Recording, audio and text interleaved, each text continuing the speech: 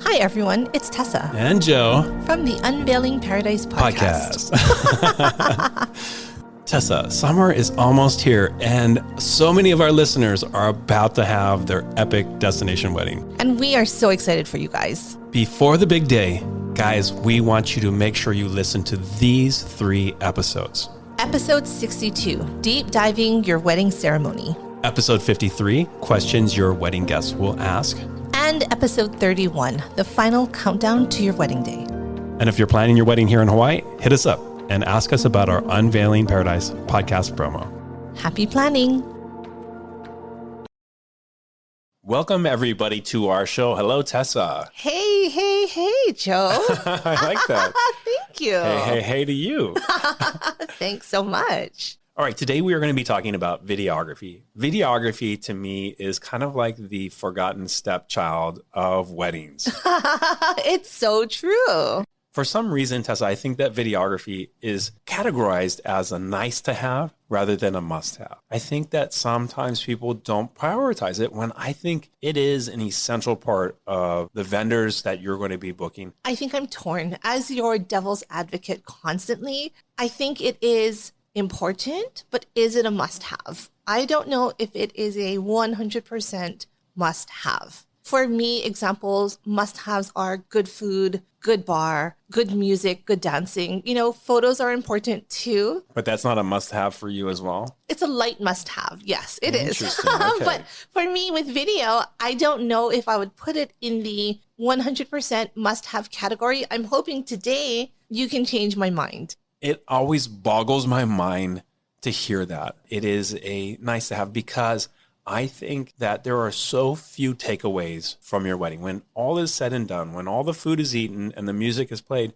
what do you have left? What do you take away from that? And for me, it's only a couple of things: photography and videography. And what about your lifelong friendship with your wedding planner? And your podcasters, of course, right? I mean, there's so 4 takeaways. 4 takeaways, all right. All right, so let's get into that. We have a lot to talk about today. I think this is going to be a really interesting show. I hope to change your mind, so let's get started. Welcome to Unveiling Paradise, your go-to destination wedding podcast. I'm Tessa, wedding planner and owner of Fred & Kate Events. And I'm Joe, wedding and adventure photographer of Joseph Esser Photography.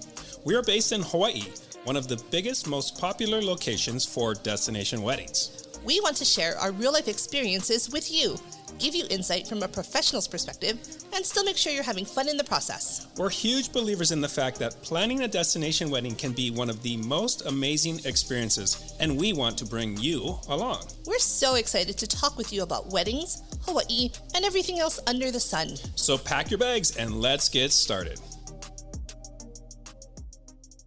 Hey guys, welcome back. Today we are talking about videography as a must-have or nice-to-have. And I think that's kind of where I want to start this show today. Does that work for you, Joe? Yeah, let's do it. I think that's a great question. Because Yeah. I think it is on a lot of people's minds. Is it something that I should have, I absolutely should have? Or is it something, if my budget allows it, I maybe want to consider?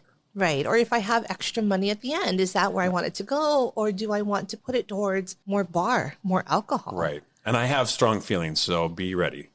You always have big feelings. I love it. I can't wait. But before we get started, can I tell you a quick story? Yeah, let's talk about it. Okay. So last week I had a wedding and it was an older couple, very sweet. They were actually retired. It's their second marriages. Both of them had families, you know, they had daughters, grandkids, and they decided to do, you know, a ceremony where they weren't going to see each other before they started. So no first look. Okay. You know, so everybody's lined up. I have all of their kids, their grandkids. It was so cute. You know, they're all lined up. They have their little flower girls. They have their ring bearers. The bride, you know, again, older, she's standing in the back. She's waiting. Her daughter's going to walk her down the aisle. We talked about video and she was like, Tessa, I want to keep it very simple. You know, just keep this wedding as simple as possible. We're older. We don't want all the bells and whistles. We've both done it the first time. Like, we just want simple.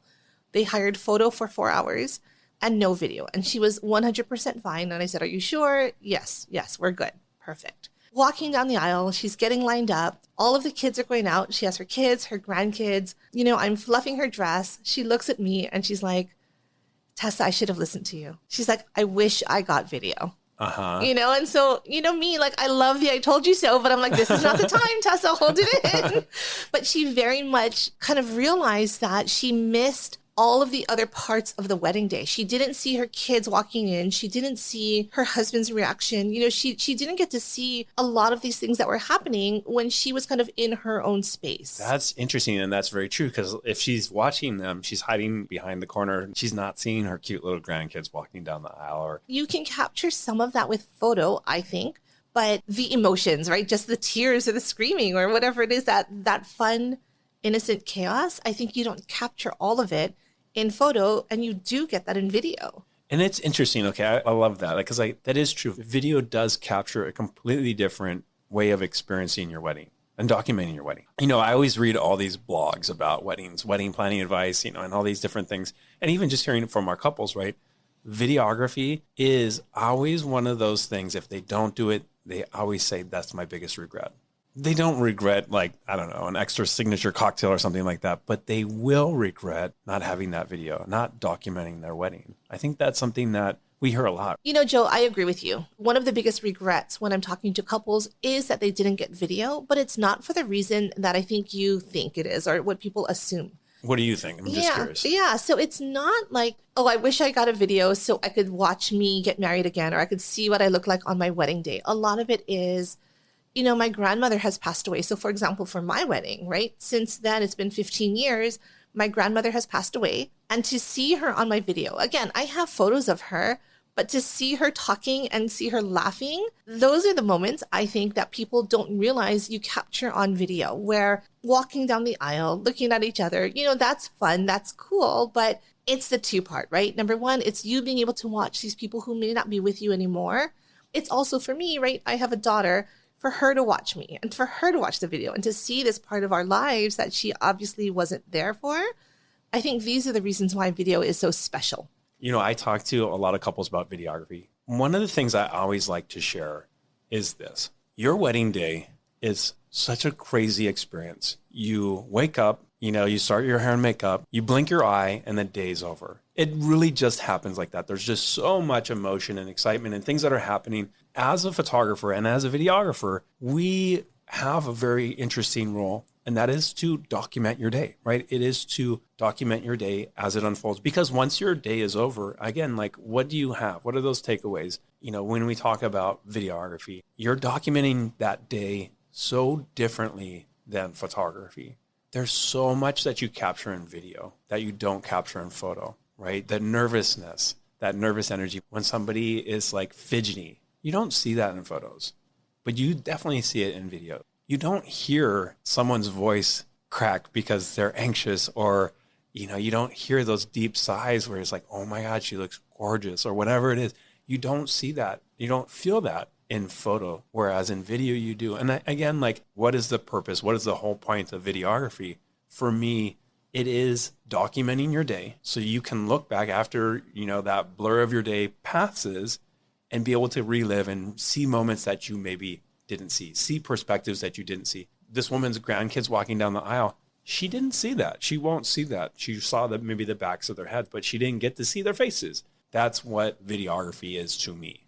I totally agree. I think there's a huge difference between capturing these moments on photo as a still versus seeing, again, especially the silliness, the fun, the kind of the outtakes that I've seen a lot of videographers or cinematographers or whatever put in the videos, right? It's that skill of capturing those kind of unscripted moments. And I think that's the really cool part about what video does that photo doesn't. But also the scripted moments. Like, think about your grandmother who has passed.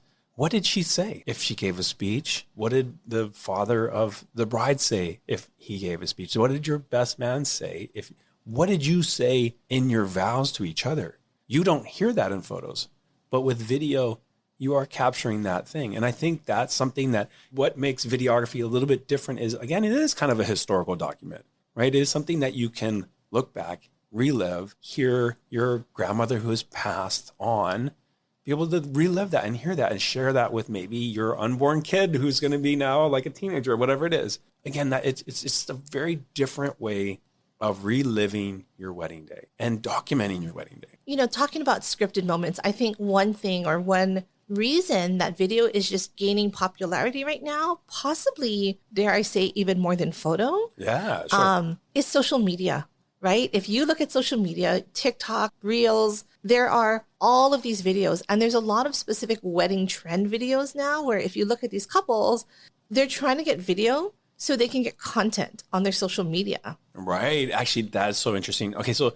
Tessa, this is really weird to say, but I think that, and I'm a photographer, I'm also a videographer. Photographers have these ginormous egos where they think that photo's the only thing. It's the most important thing, that nothing could be better than photography or wedding photography. But what I think is really interesting, if you look at what's happening on Instagram, photos are kind of dying. Video is trending. Look at Reels, right? Is it still photos? No, it's like action, it's movement, it's music, it's all these things. And honestly, I think if I could predict into the future, videographers are going to be the cat's meow. If they are not already the cat's meow now, right? It is something that people want to consume. They want these little short reels. They want those long form content, reels too. And so I think, I don't know, this is controversial to say, but I think that videographers are going to be more important than photographers in the future. If they not already. Wow, that's a bold statement. Okay. As a photographer yourself, that's kind of a big statement, big feelings. Yeah, I mean, think about it though. TikTok is about video. Instagram right now is about video. So why would you not want to have video, right? I mean, why not? Oh my gosh. Okay. So Joe, you just opened the biggest can of worms, photo, video, the rivalry between the two, right? You do both. So I think it's really interesting because you see both sides. I'm curious your perspective on, again, the differences between photo and video and really why you think we need both. It is really interesting. Like it's kind of weird because I get to have these different experiences when I show up as a photographer or when I show up as a videographer. I think one of the things that we always talk about in this show is working with professionals. I know that there are some photographers who probably don't work as well with others because they have these big egos. They think it's all about photography and they have no problem stepping in front of the videographer's camera, or vice versa. The videographer is setting up like 10 different tripods in places that it's going to be impossible for a photographer to be actually able to get really nice, clean shots.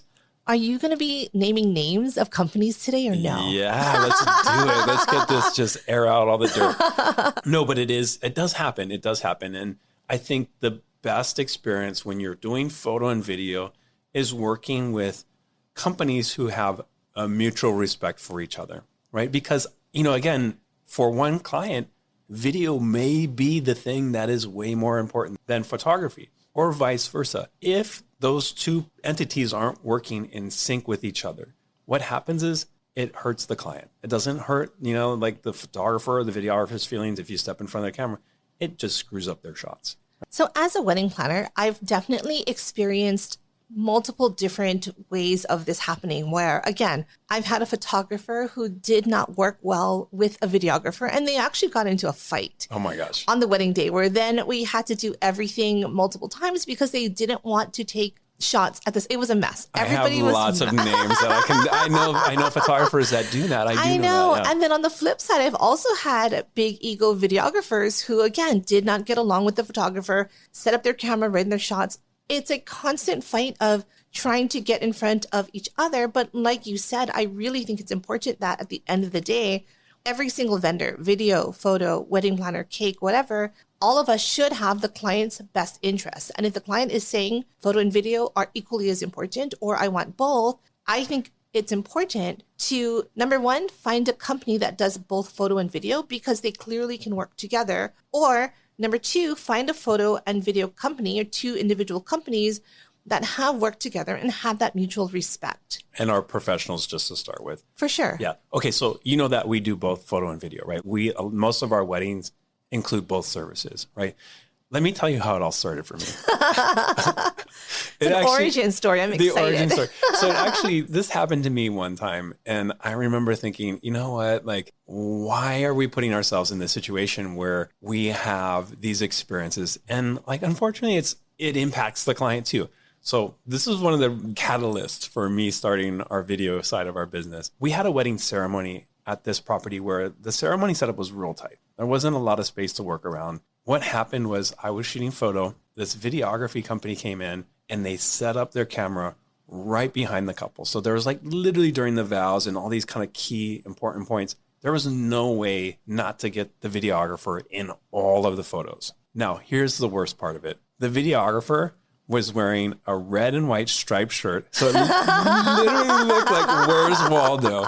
I mean, it was like, where's Waldo? Like, he's right there. Was it a Waldo themed wedding? No, and it wasn't. You know? And they were so elegant. They were so, like the couple was so like classy. And then you have this random person in the background that was completely clueless to how they were impacting that couple's, like their photos and everything else. So that was one big catalyst for me. For me, the biggest point that I want to make is however your photo and video team come together, you want to make sure that they are working in sync with each other, that they are collaborating rather than clashing. And I know like when we shoot photo and video together, I always share this with my couples too when we're talking, we want to do this in sync with each other. So let's say, for example, you're on the beach, right? And we're filming you guys maybe walking the beach or whatever, right? I want to photograph that moment alongside my videographer. I want to capture that same moment in that same exact time. So you're like, you got it. And then you can move on to something else. Like if you have to do this for the photographer and then do it again for the videographer and then do it differently for the photo. And then, like what ends up happening is you spend twice the amount of time to do the same exact thing. Like why not just work with one company that's working in sync with each other? Then you can move on to other things. Like you can move on to like whatever else might be that thing to do. And you're getting the same moments, you're documenting the same moments instead of like creating two different kind of things that are happening. So that being said, when we're shooting photo or we're shooting video solo or whatever it is, does that mean that you can't work with another company? No, that for sure you can. I think what it really requires, and this is something that's really important, is to have that conversation with the photo and video team so that you know that they're in sync with each other. That's like the big takeaway for me is like, you want to make sure that when you're setting up cameras or you're shooting a ceremony, that no one entity is ruining it for the other, period. And I think it's also a point that I want to make is and of course you're the pro, so I default to you, but the ideal is that you're kind of in sync together, photo and video, whether it's one company, two separate companies. But there's also times that I see where it doesn't matter if it's, how good they are. Sometimes you have to get two different shots, still versus motion. Is that true or am I making this up? Yeah, no. Okay, and actually, that's a great point. So sometimes, like you think of the family portraits, right? There's those still shots where everyone's posed and they're looking at the camera. Like for me, that's something that video it's not that interesting to film. Like you're not going to really use a lot of that content. We like motion. So the things that we might do with the family is getting them to do something with movement. And like, so there is a difference. Between the two, just in terms of what you're expected to document and record. That being said, I love flying drone for our couples, and like you can't have the photographer right up on the couple when you're flying, all those aerial shots. So again, it's like, what is your plan as the photography team? What is your plan as the videography team? And how do you work with each other versus like fighting with each other, right? Question for you. When you are shooting just photo and you have another company shooting video or vice versa, do the two companies touch base to make sure that you have a plan going into the wedding day? So that's a great question. So, companies that we work with all the time, video companies or photography companies, whatever that role might be. If we have a great relationship, we're probably just talking through game planning right before we start shooting, maybe prep or whatever. Or when we're setting up for the ceremony, we're communicating with each other. Here's where we're going to set up cams. Does that work for you? Whatever.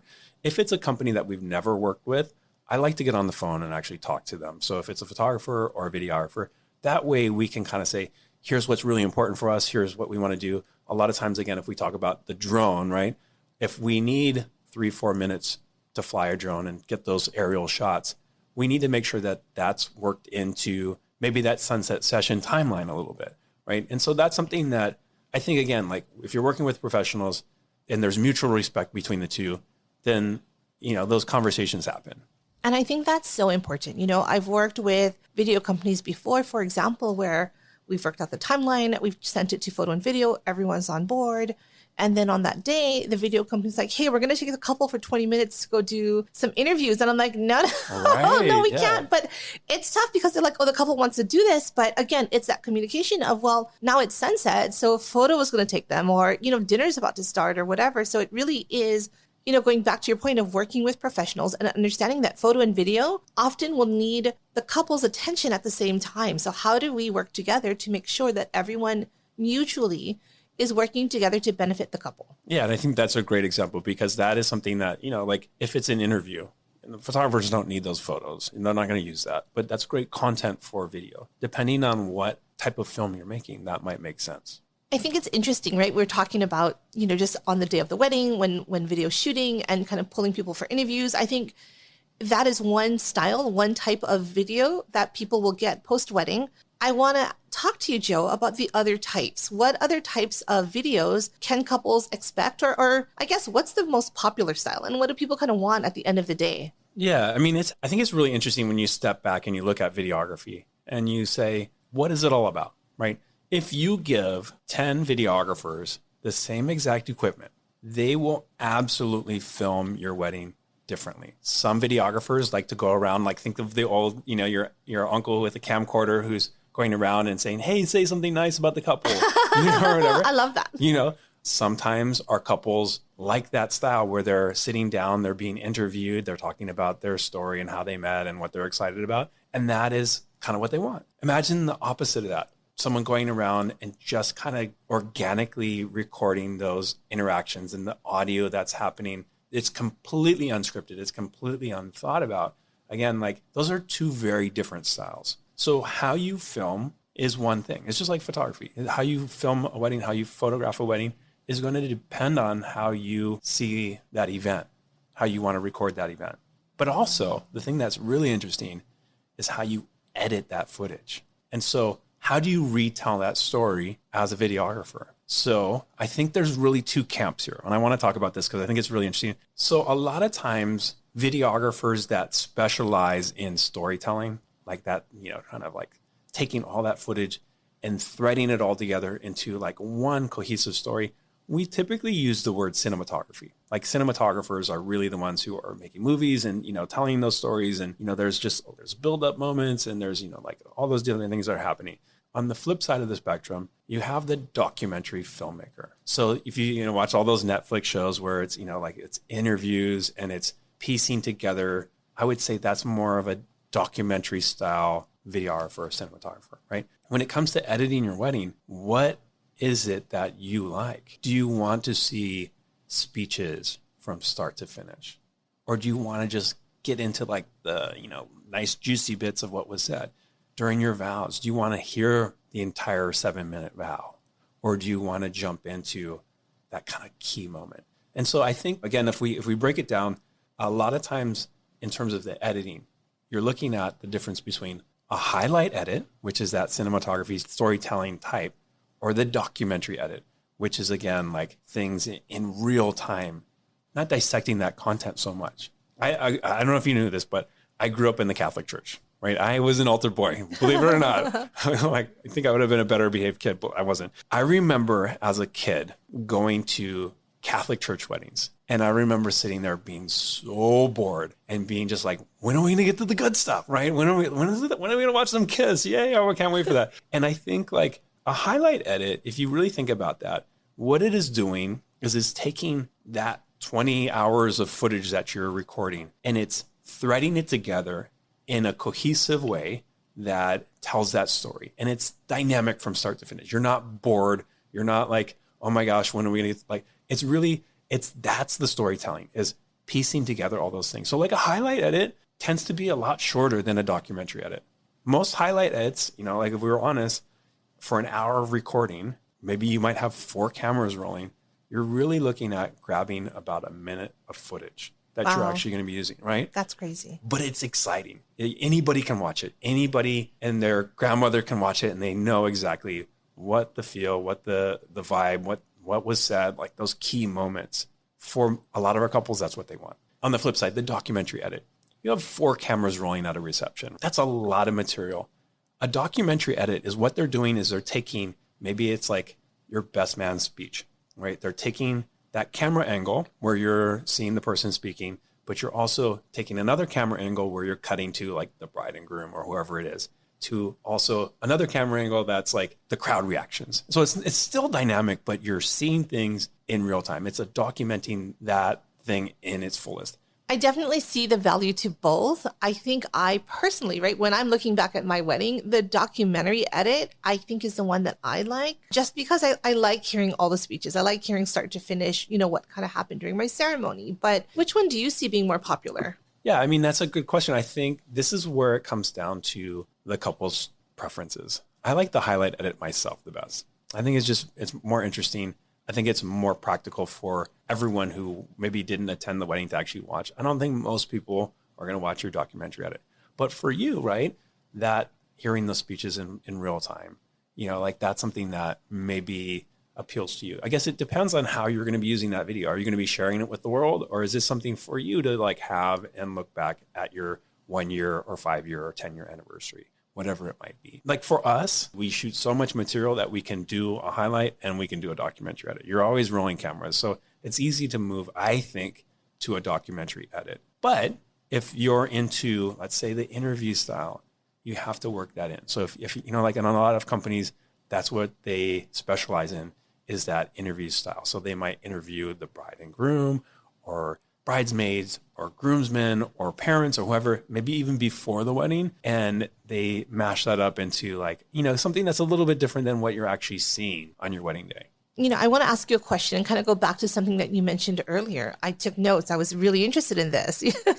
You have, say, a 10-hour wedding, 10 hours of video, but there's multiple cameras, 3, 4 cameras. So you could have 30, 40 hours of camera footage. Right. Right. And you're making a highlight, and your highlight's, I don't know, 5, 10, 15 minutes. I have no idea. What do you do with all that extra footage? Like, there's just so much footage. Yeah, exactly. That's a great question. Again, I think a lot of times videographers overshoot weddings, right? For the fact that they want to be able to cut between camera angles. So you might have let's just go to a ceremony, right? You might have a camera rolling down the middle of the aisle. You might have it on the right side of the aisle and the left side of the aisle, getting those close-up shots of the bride or groom or whoever. And like in that one moment when vows are being exchanged, you can cut between the two couples' cameras, to get those close-up intimate shots. But honestly, it's the same exact moment. What is the best camera angle? What is the reaction that you want? And so you are selectively choosing those clips from those different camera angles. So I think that is also part of the editing. Sometimes our couples want all that footage. I think it's not shot to watch simultaneously. A lot of times when we're doing the highlights, right, we might take 4 or 5 different shots of the dress. It might take 3 or 4 minutes of recording. We only need 3 seconds. And that 3 seconds that we're using, it's just that perfect shot. And so like if you actually look at a highlight edit, a lot of the clips are pretty short. It might take a little bit longer to actually record that and piece it together. Some shots you're like, this doesn't work, but this works. This ties in, this threads that story together. This is perfect. You never really know what shots are going to be the best way to tell that story until you actually are in the editing process. But could a couple get all of that footage if they wanted? Yeah, totally. I think most videographers have no problem sharing the raw files. I know that it's something that we offer to our clients. If you want all of that footage, honestly, in my mind, I always think that just you want it edited. So like if it's something like you want those real-time clips, then opt for the documentary edit. Again, like you have to keep in mind too, a lot of videographers shoot in what is considered like a raw format. So if you don't have editing software, a lot of it's just going to look like this real flat image that is not actually that exciting. So like, are you an editor? Do you have editing skills? Then maybe you want that footage. But if you're not, like, I honestly don't recommend having the raw footage. 40 hours of footage to sift through is like unrealistic. I think I'm just living in FOMO. I'm like, what if I miss something? Like, what do you see that I missed? And I think that's where a lot of my couples go. It's in that video, the highlight. It's amazing. It's great. But what am I missing? What do I not see in there? Right. And sometimes videographer doesn't want you to see what you're missing, right? There's, every wedding is filled with awkward things that happen. It might be, I don't know what it is. Like a bridesmaid catching the bouquet and, she falls over her dress. We don't want to share that in your video. It's the same thing for photography. We overshoot weddings typically for the fact that we want to make sure we have one photo of everybody with their eyes open. Like, do you need the other ones where their eyes are closed? Yes. No, you don't. You don't. Yes. Maybe if I look good, then I just want to zoom in and just crop everyone else out. Right. So, okay. yes. But again, like this is why when you hire professionals, you want to hire somebody who's going to take that footage and tell that story the best way that they can, instead of seeing all the awkward moments. And again, I like, as a photographer too, we catch people in awkward moments. It's impossible. When people are talking, they might make a really cute expression to then be followed with, a psycho killer expression, because, we are expressive with our faces. It's the same thing for video. Like, you want somebody who's going to make you look your best and not like just give you all of those shots, the awkward stuff that happens, and that kind of thing. So speaking of awkward moments, I think as videographers, and I've seen this, so I know that you have some stories as well, but I think a lot of times what I see that's really funny, and this is just a side story, but the couple is mic'd up. So you can hear everything they're saying pre-ceremony, right? It's just, that's what it is. I've heard, so two parts, right? Obviously, the videographer will mic them up to record, and the DJ or the sound person mics them up to be heard. I've heard so many things, right? When someone is talking to their maid of honor, their best man or something, it's that chatter, that nervous chatter. Right. And so I'm curious, to give me an example of something, because as you guys are editing, I'm sure you've heard everything. Okay. So give me a story and make it juicy. Okay. So this is why you don't necessarily want to have all that footage. Okay. Here's a great example. So when we are recording, say, for example, a first look, we will put a mic on typically the groom, so we can capture whatever is said. They see each other. We give them that space. They're like, we're not hearing what they're talking about. And there's been some of the most perverted commentary that I've ever heard in my life. And you don't want grandma to be hearing what is being said at the first look. And it's raw. It's like, but it's not meant to be shared with everyone. Sure. You know what I mean? And a lot of times, before the ceremony, again, we were recording an internal recorder. So we're not broadcasting, but we're just capturing audio. Like, a lot of things that are said, are you ready for this? No, I don't know if I'm ready for this. Things like that. Even though you have it, you don't need it. And even if you don't need it, you don't maybe want it. Yeah, no one needs to hear that. So, going back to, professional versus not, or getting along and, all of those things, like, how do you know when you're choosing a good videographer versus a bad videographer? Like photography, what does the footage look like? Right? Is it does it look professional? Do the colors look right? Or between cameras, the colors are completely shifting from one color to another, that kind of thing. I always think that audio is huge. If you don't get great audio recording, that's one of the most important things that happens at a wedding. If you don't record that couple's vows, wow, you really screwed up, And so I like, in terms of what I look at when I'm looking at other videographers' work, how is it shot? Is it shot seamlessly? Is shaky, right? The audio, can I hear it? Is it clear? Is it crisp, or is it not? I think those are two big things. And then finally, I think the last part of it is the editing style. Do you like the way that they edit? And so I think those are three different things. I have to tell you this story, and I'm not going to mention names. I promise on you this have one. to mention names. Please mention names. But I had a wedding, and this is it's probably 10 years ago. It was a long time ago. This person is no longer in the industry anymore. But we were shooting, I was doing photo and he was doing video. I don't know his experience shooting video. I don't think he had done a lot of weddings. I just don't really remember at this particular point. He filmed this ceremony. Afterwards, when he was going through the footage or whatever it was, he had forgotten to turn on his one and only audio recorder.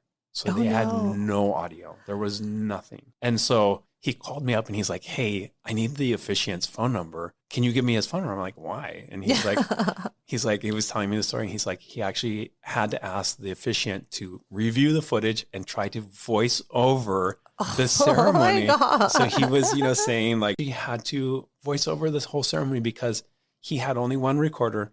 He forgot to turn it on. God, that's crazy. Did it work? I don't think so. I never saw the video. It wasn't our company, so I didn't. Yeah, I don't know. I don't know what happened with his final edit or whatever.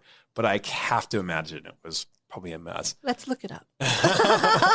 Let's do some research after this. But for me, before we started getting into video, I remember thinking about that as a lesson, right? How do you do it professionally? Same thing for photography.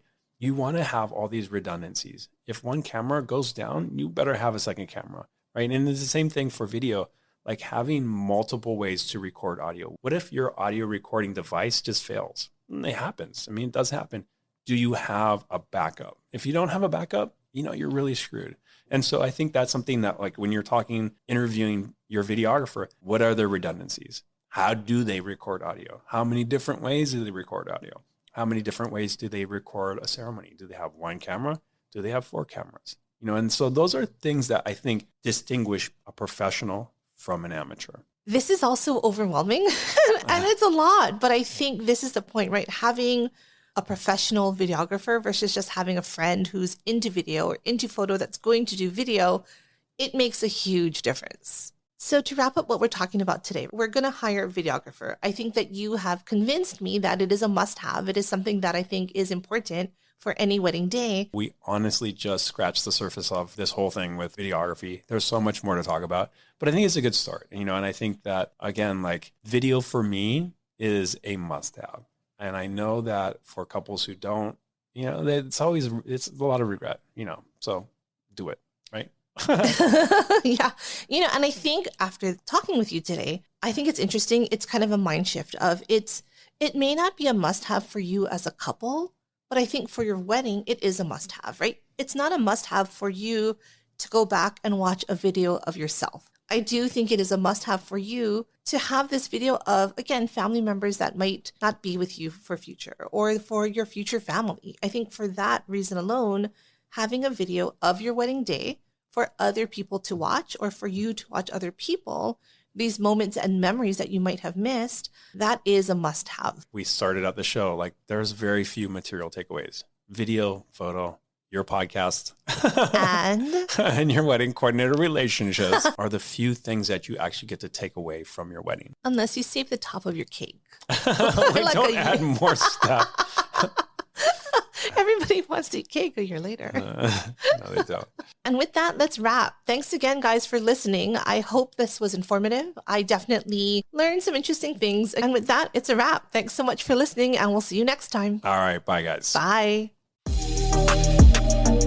Thanks for listening to another episode of Unveiling Paradise. If you enjoy our show, please follow us and rate us on Spotify or wherever you listen to podcasts. It would really mean a lot. And don't forget to also get on our mailing list and follow us on Instagram.